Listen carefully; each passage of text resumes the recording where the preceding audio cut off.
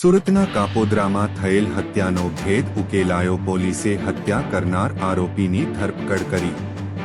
રત્ન કલાકારની ચપ્પુના ઘા ઝીકી હત્યા કરવામાં આવી હતી. પોલીસે આરોપી જયેશ પાટીલની ધરપકડ કરી. બાઇક ઓવરટેક કરવા બાબતે બબાલ થઈ હતી. બોલાચાલીમાં ઉશ્કેરાઈ જઈ આરોપીએ પોતાની પાસે રહેલું ચપ્પુ મૃતકને મારી દીધું હતું. સુરેશભાઈ ચિત્રોડાની હત્યા થતાં ચકચાર મચી ગઈ હતી. પોલીસે ગણતરીના કલાકોમાં આરોપીની ધરપકડ કરી કાયદેસરની કાર્યવાહી હાથ ધરી.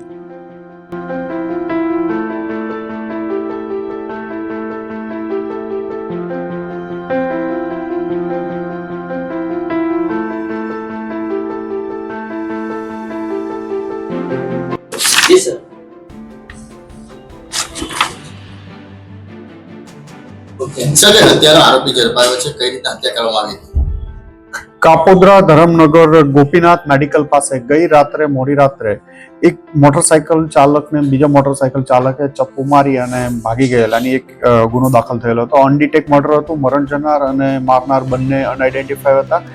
સ્થળ ઉપર વિઝિટ કરી ક્રાઇમ બ્રાન્ચની ટીમ, લોકલ પોલીસ વગેરે દ્વારા ખાતરી કરતા મરણ જનાર સુરેશ પ્રેમજીભાઈ ચિત્રોડા કરીને છે, જે કાપોદ્રા વિસ્તારમાં જ રહે છે અને અંદાજે 40 વર્ષ જેટલી એની ઉંમર છે અને હીરા ઘસવાનો ધંધો કરતા હતા અને કોઈ અજાણ્યા ઇસમો મોટરસાયકલ લઈ અને મારીને નાસી ગયેલા હતા.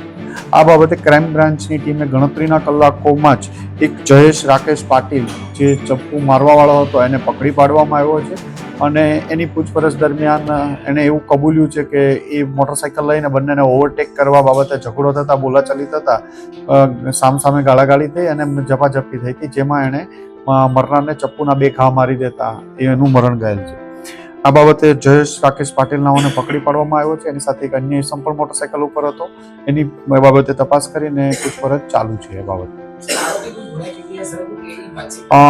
ના, આરોપી 19 વર્ષની ઉંમર છે. એ પણ હીરા ઘસવાની છૂટક મજૂરી કરે છે અને એની પૂછપરછ ચાલુ છે. ખૂબ જ ઘાતક છે. ચપ્પુ સાથે અવારનવાર આપણે વાહન ચેકિંગ ને પેટ્રોલિંગમાં આ જ બાબતના કેસો કરતા હોઈએ છીએ કે કોઈ હથિયાર સાથે નીકળે ને એના બાબતમાં, એટલે હથિયાર સાથે નીકળવું ખૂબ ઘાતક છે. કઈ ઘટના સીસીટીવીમાં કેદ છે? અગર કોઈની મદદ કરતે તો કદાચ ત્યાં જીવ બચી શકતે.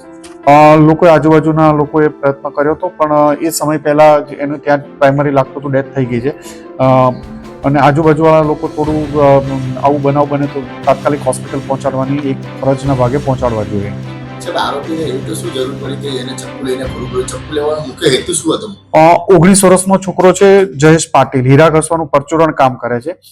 એની પૂછપરછ ચાલુ છે કે એને ચપ્પુ લઈને શું કામ ફરતો હતો, કોઈ સાથે દુશ્મનાવટ હતી કે કંઈ એમનું બિહેવિયર જ આવું છે, એમના વિરુદ્ધ કોઈ અન્ય ગુના દાખલ થયેલા છે.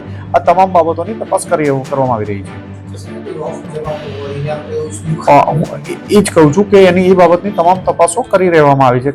રાત્રે બનાવ બન્યો હતો અને મોડી રાત્રે જ ક્રાઇમ બ્રાન્ચની ટીમે એને દબોચી લીધો છે અને હાલમાં એની પૂછપરછ ચાલુ છે. ના, નહોતા ઓળખતા. મોટરસાયકલના ઓવરટેકિંગ બાબતમાં બંનેને ઝઘડો થયેલો હતો અને એમાં એણે એનું મર્ડર કરી દીધું બોલાચાલી બાદ. ના ના ના. બીજો આરોપી આઈડેન્ટિફાઈ થઈ છે? કોણ છે? બીજો એક એની સાથેના જતો જે જોઈનાઇલ છોકરો છે, એનો શું રોલ છે એ બાબતમાં પણ તપાસ કરવામાં આવી રહી છે.